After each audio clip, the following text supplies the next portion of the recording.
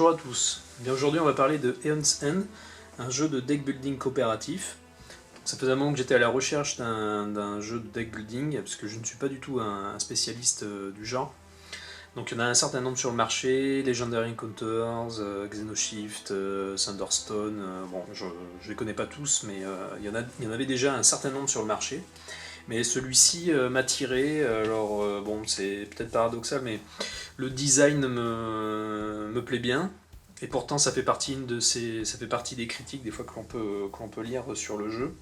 Mais moi il m'a interpellé ce design, et donc les mécaniques me semblaient intéressantes. Donc on y reviendra tout à l'heure. Donc ce que je vais faire d'abord, c'est faire une présentation générale du jeu, donc du matériel, et puis le contexte, et ensuite je présenterai la mise en place d'une partie à 2 joueurs, parce qu'on peut jouer de 1 à 4 joueurs. Et donc ensuite je terminerai sur les choses qui m'ont vraiment plu, parce que je suis en train de prendre une petite claque avec ce jeu, parce qu'il tourne super bien, et là ça fait quelques jours je ne joue qu'à ça. Enfin, le jeu actuellement n'a pas quitté la table depuis un certain temps. Et donc voilà, je vous dis à tout de suite. Alors, dans Aeon's End, eh bien, on a une série de mages qui se sont réfugiés dans une ville qui s'appelle Gravehold. Et donc, ces mages vont défendre la ville de l'attaque de monstres, de Némésis, qui apparaissent à travers des brèches ou des portails. Cela se situe à la fin des temps, ou à la fin du monde, après une apocalypse. Et donc les Némésis menacent donc la ville de Gravehold, qui essaie de se reconstituer, de se régénérer.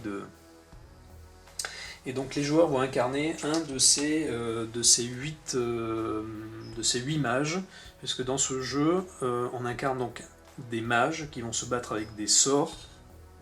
Il n'y a aucune arme de corps à corps pour se défendre contre les Némésis et leurs suppôts. Donc, on a des héros avec leurs cartes de personnages. Pour faire très rapide, en haut, ici, on a le positionnement des cartes brèches. Les brèches, ce sont ces petites cartes ici, qui sont en position fermée en début de partie. On a toujours en général une brèche ouverte, donc c'est ce cercle jaune, et ensuite ces positions là comme ça se représentent des brèches fermées, et ici vous voyez une zone jaune qui représente la position de cette zone. Donc en début de partie, on positionne la brèche au-dessus dans la même position. Donc là, ce sont donc en haut les positions de brèches, 4 brèches à disposition. Ensuite, on a le détail des cartes, de la main de départ, les cartes qui constituent le deck de départ. On assigne ensuite un numéro de joueur en début de partie. Ici, c'est la zone où on va positionner le point de vie. Et ici, la capacité particulière qu'aura le héros. Donc chaque héros a une capacité différente. Et donc ici c'est la zone de charge. Pour pouvoir activer cette capacité, il faudra remplir cette zone de charge. Donc ici vous voyez il y a un petit sigle qui représente en fait l'éther. Donc c'est l'énergie du jeu, la monnaie du jeu, qui permet de faire des achats de gemmes, de sorts, etc. J'en reviendrai tout à l'heure. Et donc ici, voilà, vous voyez qu'en dépensant deux énergies, on peut positionner un petit pion de charge, et une fois qu'on aura tout rempli, on pourra activer cette capacité. On pourra activer cette capacité. Une fois quand on active cette capacité, on décharge, on enlève tous les pions qui étaient sur les emplacements de charge. Sur la partie gauche, on a le deck de pioche, et la partie droite, la défausse. La particularité de ce jeu, c'est que la défausse n'est jamais mélangée. Une fois que la pioche est épuisée, On va retourner la défausse, la faire passer côté pioche, mais sans mélanger la carte. Alors déjà, c'est intéressant parce que ça permet d'éviter un certain nombre de manipulations au cours de partie, c'est moins fatigant. Et d'autre part, ça permet justement de faire... ce qui est intéressant, c'est au moment où on défausse nos cartes, ça permet de choisir l'ordre des cartes que l'on défausse, et donc ça déterminera l'ordre des cartes de pioche. Donc 8 personnages, comme je disais. Il n'y a pas de classe de personnages. On les différencie simplement par leur capacité. Donc voilà, moi j'ai utilisé, j'y reviendrai tout à l'heure, j'ai choisi 2 personnages pour la partie qui est en cours. Ensuite, on a 4 Nemesis à disposition. Donc on a le Rageborn, le Crooked Mask, le Prince of Gluttons, et donc on a la Carapace Queen. Donc là c'est le Nemesis que je suis en train de combattre là, pour la partie qui est en cours. Donc le Rageborn, c'est le Nemesis que l'on conseille de combattre en début de partie. Donc une carte de Nemesis se compose donc de son nombre de points de vie, ici, donc 70, que l'on règle donc sur ce compteur. Ensuite, on a la zone Unleash. Donc si vous voulez Unleash, si j'arrive à faire la mise au point, donc c'est une capacité qui se déclenche en cours d'activation, enfin, lors du tour, en général lors du tour Nemesis, lorsque l'on notamment on pioche des cartes de minions, des cartes de pouvoir ou des cartes d'attaque, et j'y reviendrai tout à l'heure. Et ensuite on a des règles spécifiques, des règles additionnelles qui sont spécifiques à chaque Nemesis. Si on veut faire des parties avec un niveau de difficulté supérieur, on peut utiliser cette règle. Derrière les cartes, on a une présentation, un background du monstre, et on a une petite règle de mise en place spécifique donc à chaque Nemesis.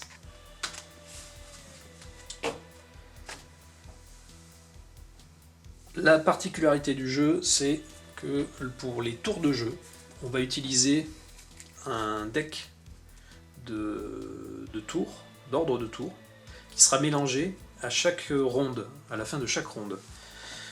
Donc on mélange donc ces cartes, et en fait le tour, ce deck est composé de 4 cartes joueurs et de 2 cartes Nemesis. Les cartes Nemesis, les voici. Donc on a 6 cartes, toujours, que ce soit un joueur ou 4 joueurs. On aura donc 4 cartes joueurs, 2 cartes Nemesis. Donc pour une partie à 2 joueurs, on aura 2 cartes player 1 et 2 cartes player 2. Donc à 2 joueurs, chaque héros jouera 2 fois pendant un tour. Et le Nemesis 2 fois. Ce qui est intéressant, c'est qu'on ne sait jamais, puisqu'on va mélanger le jeu, on ne sait jamais à quel moment on va jouer et à quel moment le Nemesis va s'activer.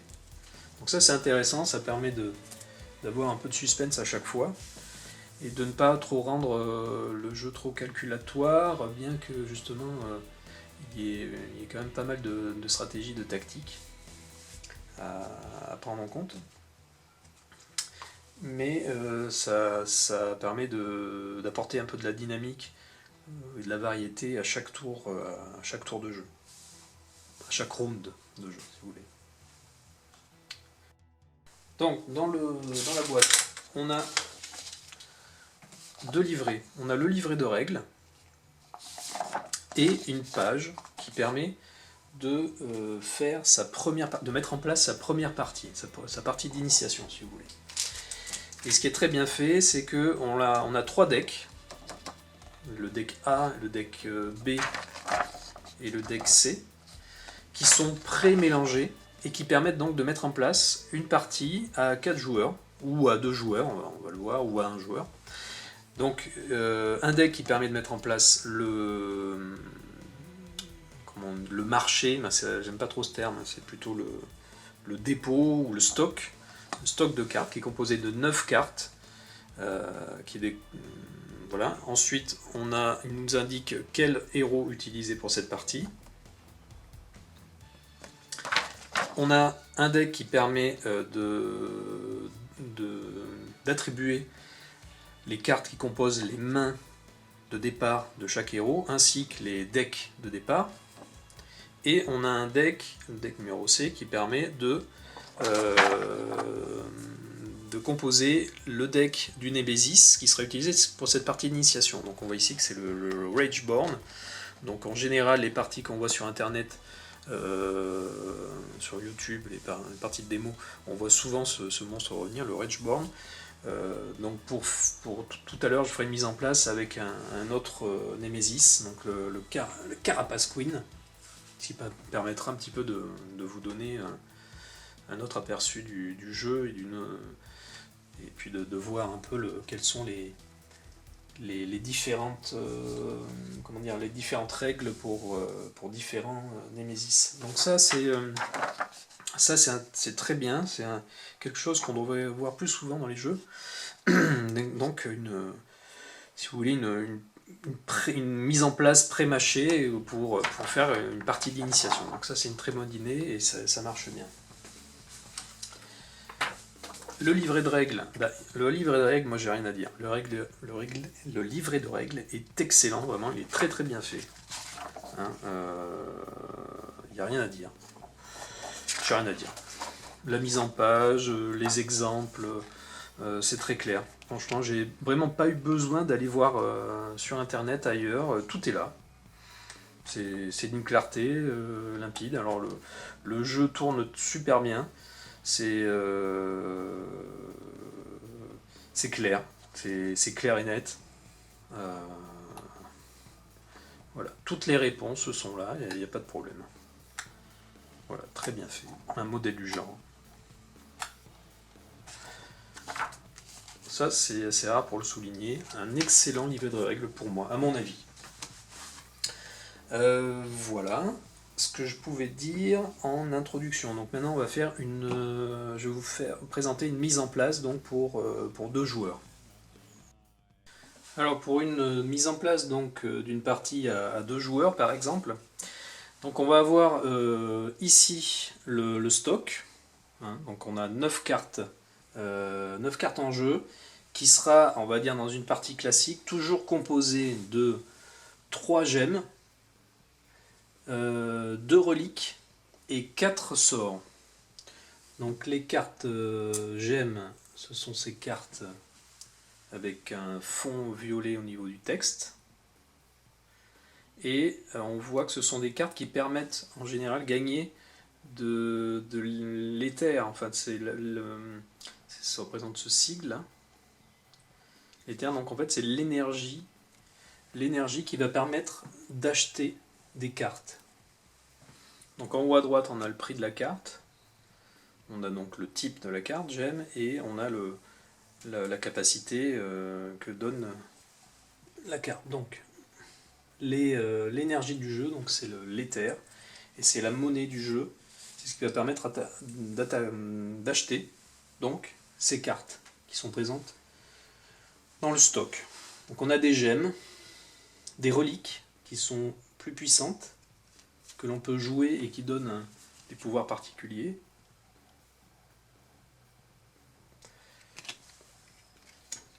Et donc on a les fameux sorts,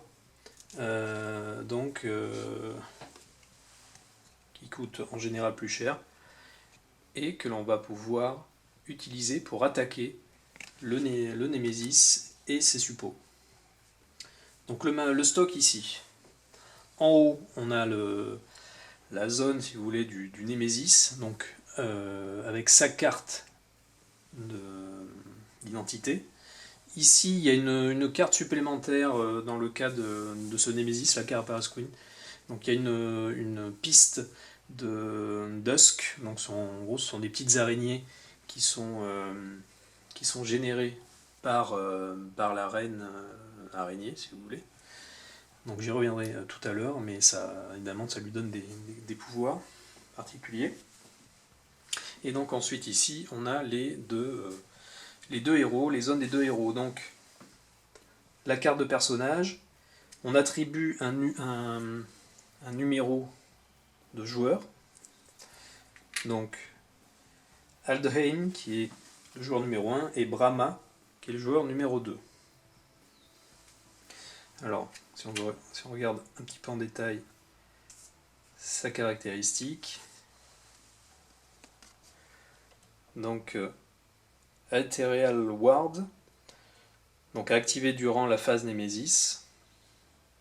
Donc après une attaque de Némésis ou une carte puissance ou pouvoir, donc après qu'une de ces deux types de cartes soit piochée, mais avant qu'elle soit résolue, on pourra la défausser et elle n'aura pas d'effet.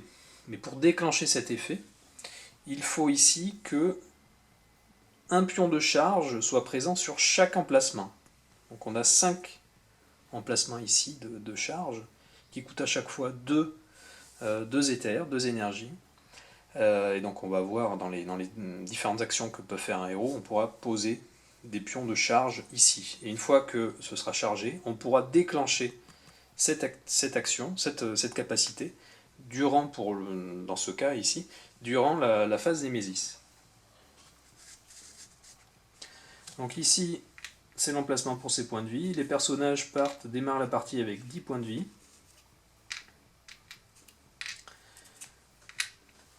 À gauche, c'est la zone de pioche, c'est la zone de deck. Et à droite, c'est la zone de défausse des cartes. Ensuite, au-dessus, on a la zone des brèches. Donc là, j'ai une partie en cours. Donc il y a une brèche que j'ai ouverte tout à l'heure. Donc ce sont en gros des portails, et donc on va pouvoir déclencher des sorts qui seront posés sur les cartes brèches. On va voir tout à l'heure comment on positionne ces cartes. En début de partie, donc là je remonte ici, sur la carte, on a le positionnement des brèches en début de partie. Donc ici, quand elle est jaune, ça veut dire que la brèche est ouverte, donc on positionne cette carte, brèche numéro 1, ouverte, Opened Breach. Et ensuite, ici, on a la position de la brèche numéro 2. Donc la brèche numéro 2 que j'ai ouverte, elle va démarrer, donc on voit ici qu'il y a une petite zone en jaune. Donc on positionnera la brèche dans cette position, c'est-à-dire ici, avec l'espèce de cercle de brèche sur la gauche, dans la même position que celle représentée ici. Donc sur ces brèches, il y a des différentes valeurs. Il y a une valeur de focus et une valeur pour ouvrir la brèche. Quand on focus la brèche, ça veut dire qu'on dépense donc le nombre d'éthers qui est indiqué ici, et on tourne la carte dans le sens des aiguilles d'une montre. Lors du tour d'un héros, on peut faire deux choses. On peut soit faire un focus, soit ouvrir directement la brèche. Donc l'ouverture de brèche est un peu plus chère, et ça permet directement de retourner la carte. En fait, on ne peut pas poser de cartes sur des brèches qui sont fermées. On ne peut pas poser de cartes spell sur les brèches fermées, sauf si on a fait un focus lors de son tour. C'est-à-dire si lors d'un tour héros, on fait un focus, on dépense 2, je peux jouer une carte dans la foulée, une carte sort sur cette brèche. C'est la seule possibilité pour poser une carte sort sur une brèche qui est fermée. Autrement, on peut poser des cartes sort sur des brèches ouvertes gratuitement.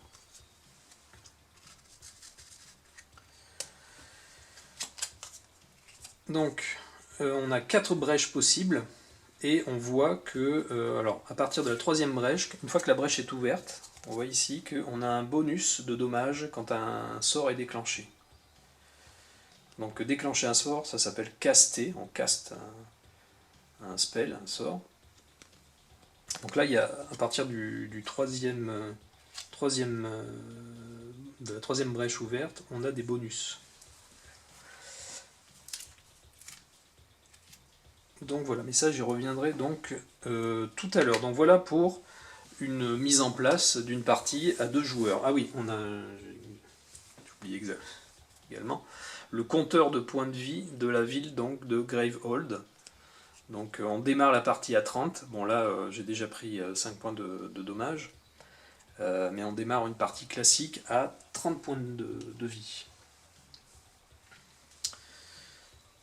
Voilà. Oui, alors une série de petites précisions. Derrière la carte d'identité des Némésis, on a une valeur à droite, toute petite, minuscule, ça, je ne comprends pas trop pourquoi ils l'ont fait aussi petit, qui représente le niveau de difficulté du Némésis. Donc là, la Carapace Queen a un niveau 3, le Rageborn a un niveau 2. Le Rageborn donc a un niveau 2. Et ensuite, dans la boîte, on a 2 niveaux 5, le prince des Gloutons niveau 5 et le Cooken Mask niveau 5. Je crois que les extensions aussi apportent des Némésis relativement puissants. Ça, c'était une précision que je voulais apporter. On a également donc, dans la boîte ce qu'on appelle les Randomizer Cards. Donc, ce sont des cartes à fond gris. Donc on a une carte par type de carte, donc, qui compose le stock, le marché. Donc c'est des cartes qui permettent, de composer le marché au hasard en début de partie si on souhaite le faire. C'est-à-dire qu'on va, voilà, il y a toujours 3 gemmes dans le stock, 2 reliques et 4 sorts, donc on va les tirer au hasard grâce à ce paquet de cartes. Donc on va retrouver, vous voyez, les mêmes cartes, mais ça permettra de tirer de manière aléatoire le stock. Donc ça c'est un deck qu'on a dans la boîte. Autre chose que je n'ai pas précisé, donc quand on met en place le Némésis, on compose le deck de Némésis qui est composé de, je vais vous montrer, c'est pas grave, qui est composé de cartes de différents niveaux. Donc en fait, ici en bas à droite, on a le niveau de difficulté des cartes. Et quand on crée le deck, au fond du deck, on va mettre les cartes les plus difficiles de niveau 3. Donc on a des cartes basiques qu'on peut utiliser avec tous les Némésis, mais le deck va être également composé de cartes spécifiques aux Némésis, qui seront mélangées. Donc on a des cartes de niveau 3 qui composent le fond du deck, des cartes de niveau 2 qui vont être au milieu, donc même principe, des cartes basiques mélangées avec des cartes correspondant au type du Némésis, et jusqu'à des cartes de niveau 1. Donc dans le type de cartes que l'on peut avoir, on peut avoir des minions, des suppôts avec des points de vie qu'il faudra également combattre. On a des cartes d'attaque, donc qui en général déclenchent la capacité Unleash, comme j'en parlais tout à l'heure, du Némésis. Et on a des cartes pouvoir, ou cartes puissance, qui vont être déclenchées, qui pourront être déclenchées, oui, mais avec un temps de latence. C'est-à-dire qu'ici, Power 1, ça veut dire que quand la carte arrive en jeu, on met un petit pion de puissance comme ça sur la carte. Et lors d'un tour Némésis, on va activer ces cartes, pouvoir ou minion.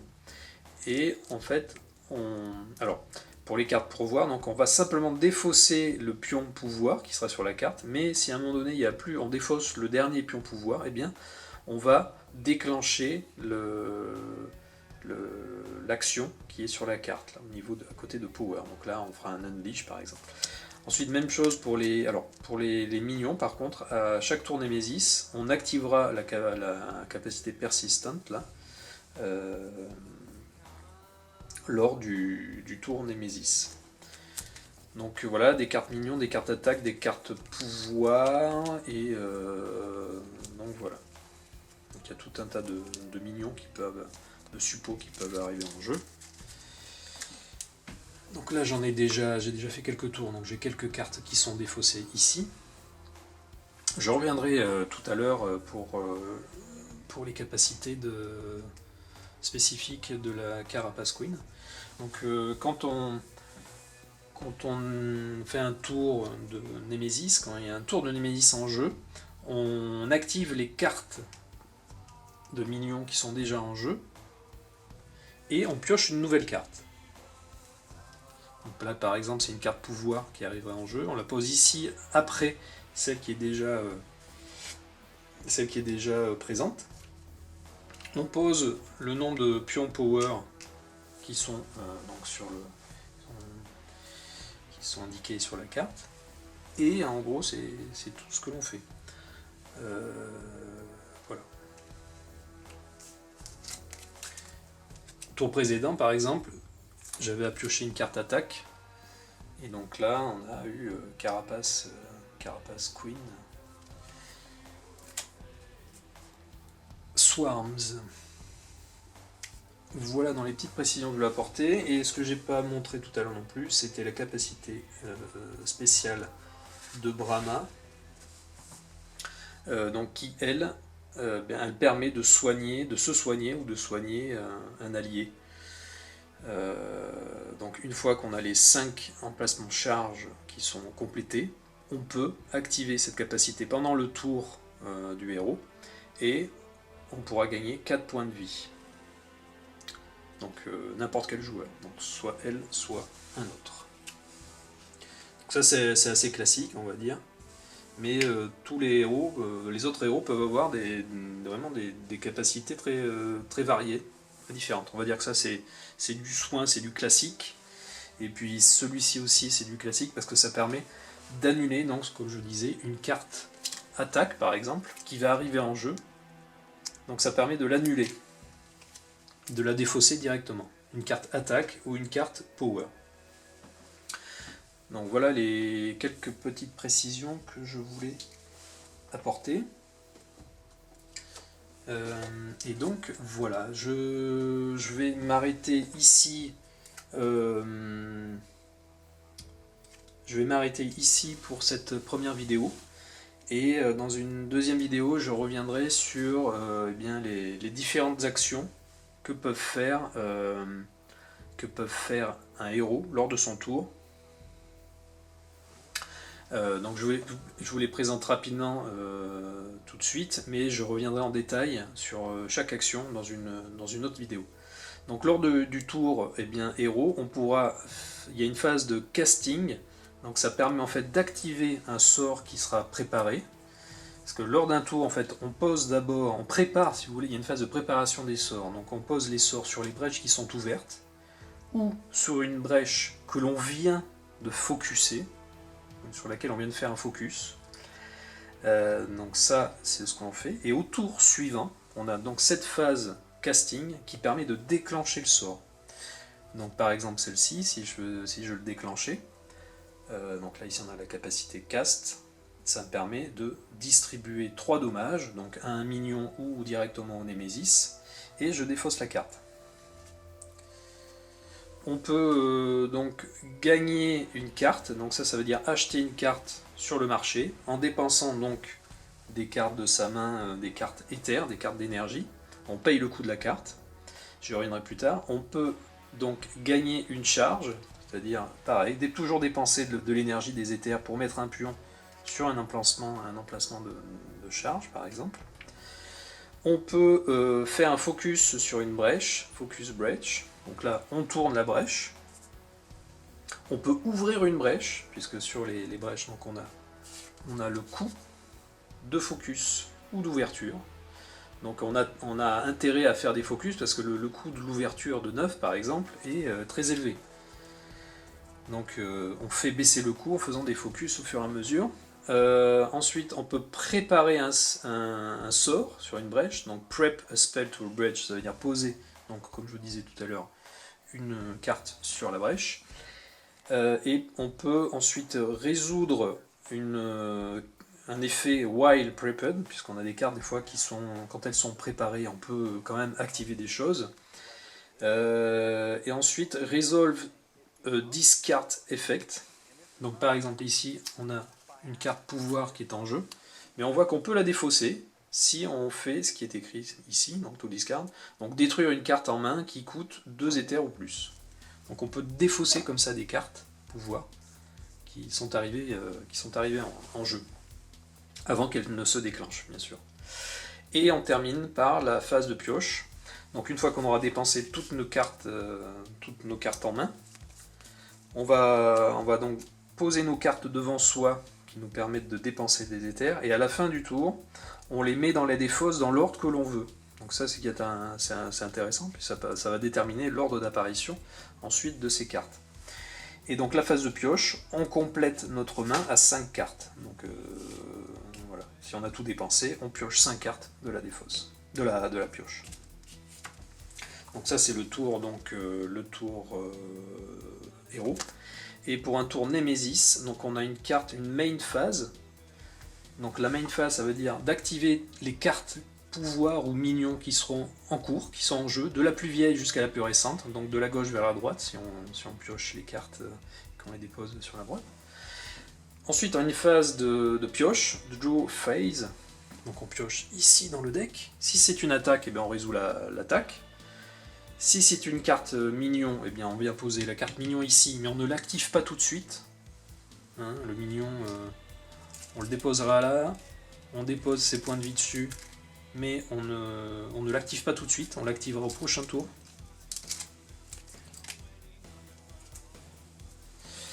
Et ensuite, pouvoir, on défausse les pions pouvoir, comme je disais tout à l'heure. Et donc voilà, ensuite Exhausted. Eh bien, quand les héros n'ont plus de points de vie, perdent tous les. Alors, comment on gagne une partie? Comment on gagne une partie? Eh bien, soit en baissant le compteur de points de vie à 0 du Némésis, soit on gagne également si la défausse. S'il n'y a plus de cartes dans la défausse Némésis et qu'il n'y a plus de minions en jeu, qu'on a tué tous les minions. Donc ça c'est les conditions de victoire pour donc les héros.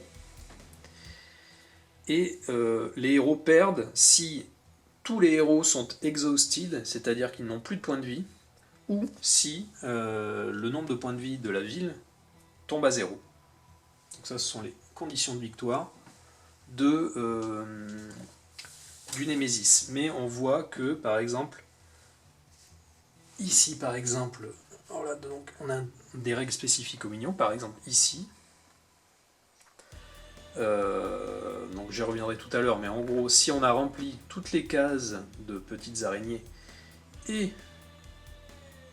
que la capacité swarm de la mère araignée se déclenche et que l'on a plus de 13 petites bestioles en jeu, eh bien les héros perdent immédiatement. Ça aussi, il peut y avoir des conditions de défaite qui se rajoutent aux conditions classiques de défaite.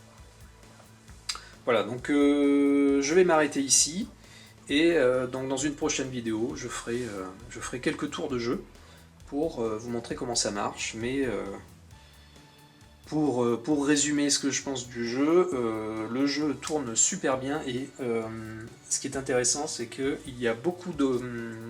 On a vraiment l'impression d'avoir une emprise sur le jeu, parce qu'il y a pas mal d'options de jeu, vous allez voir.